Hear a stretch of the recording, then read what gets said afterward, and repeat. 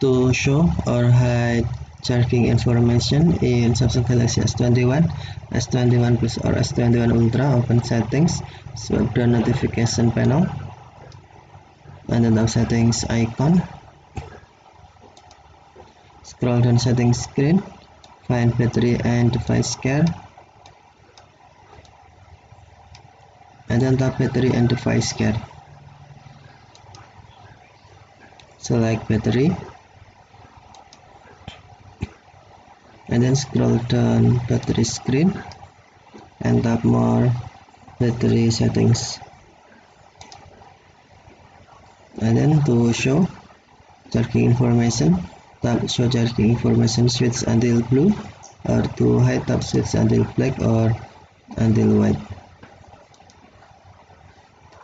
When you show, system will pre-show battery level and estimate time until full when always on display is off or not shown.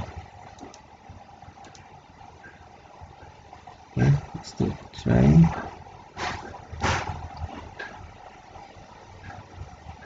You can see charging information in here, and if off, you cannot show battery charging information.